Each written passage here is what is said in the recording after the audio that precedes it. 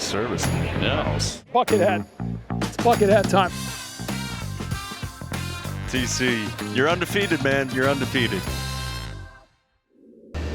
Hello and welcome to another edition of the TC and Company podcast. Tom Karen with you. Taping it this week in Kansas City. Traveled with the Sox for the weekend series against the Royals. Always great to get out to KC. Still such an amazing baseball town. Kauffman Stadium, one of the great ballparks in Major League Baseball. Even though there is talk here about a new ballpark, which is a controversial topic in this area, because a lot of people love this stadium, one of the oldest now in all of Major League Baseball.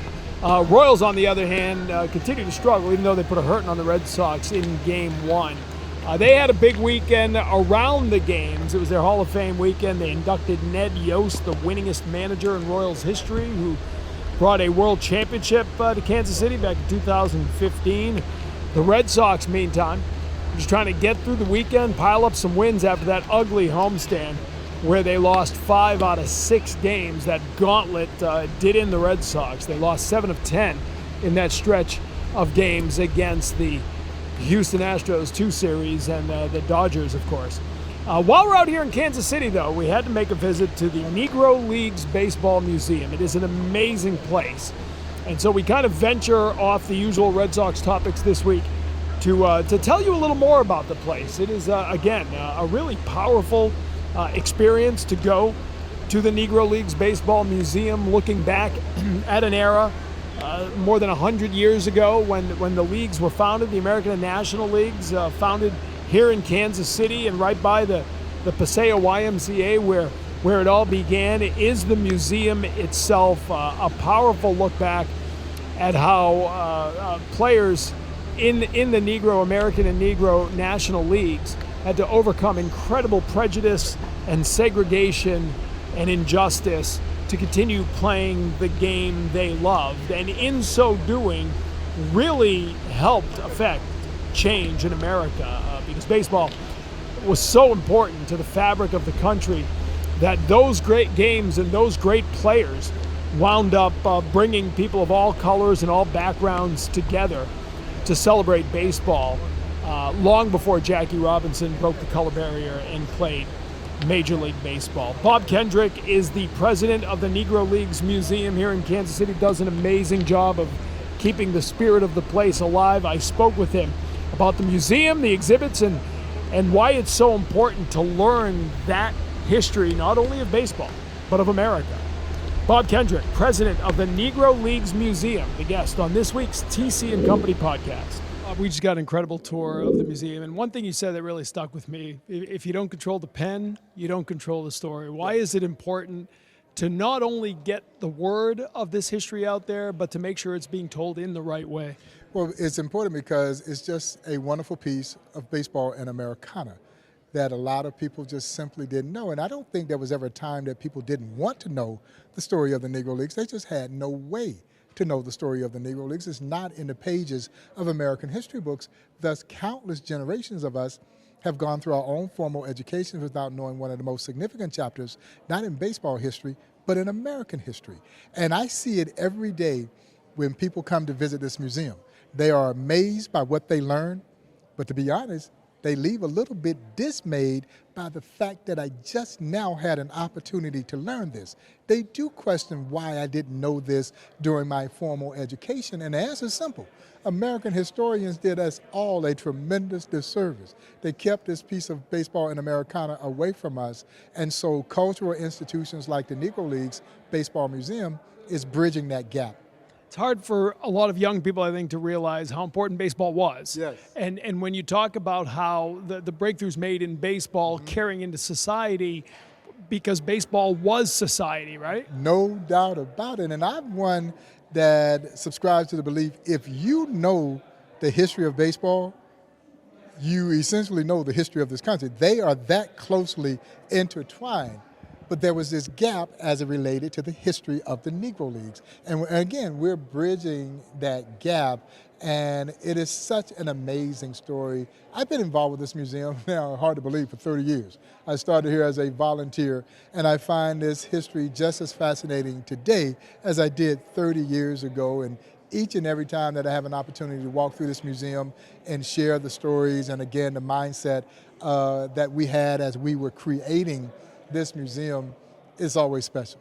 20 years ago, I was a sideline reporter, and we'd come to Kansas City, and Buck O'Neill, dressed in his dapper best, was always at Kaufman, and this was just getting off the ground. And he would tell us the dreams y'all had for this.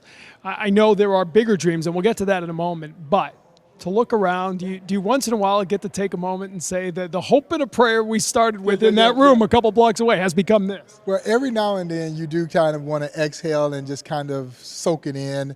We used to have a little journal, we need to put it back in the museum, where people would inscribe in the book how special this place was. And anytime that I was having a bad day, I would come down and I'd read that journal, and it made me realize why we're doing what we do and how important and valuable this is to folks, and it just kind of reinvigorated you. But every now and then, there are no laurels in my business. It's always, what have you done for me lately? But you do every now and then just want to take a step back and soak it all in. And, as you mentioned, we've got some very ambitious plans as we look at moving to the future. But as we talked about earlier, to go from a one-room office as we did when we started this project to this beautiful space now, and of course, a major, major expansion looming on the horizon for this museum. We got to go to the Barrier Breakers exhibit in Boston when you brought it up there. I love it because you are so right. We all, I think, know the story of Jackie Robinson. Yes. Maybe we know Larry Doby. Maybe. But that's about it for most people, right? Yes. And there are so many other pioneers, team by team. Pumpsy Green at the end of it all, right, in Boston, who had to break through their own barriers. Well, and that's why we wanted to create the exhibition. First and foremost, the majority of those players who broke their respective major league teams' color barriers came out of the Negro Leagues. So it kind of speaks to the immense talent that was there in the Negro Leagues. But their stories deserve to be more than just a footnote in baseball in American history. Larry Doby, as you referenced, has finally started to gain some recognition over the last decade or so for his pioneering role of having broken the color barrier in the American League. A lot of people didn't know that there were 5 players who go up in 1947. So not only does Jackie Robinson go, but Larry Doby, a ball player by the name of Hank Thompson, Willard Brown, and Dan Bankhead. They all go up in 1947. But you ask most baseball fans, they never had any idea that that happened. And we wanted to make sure that their stories were also touted.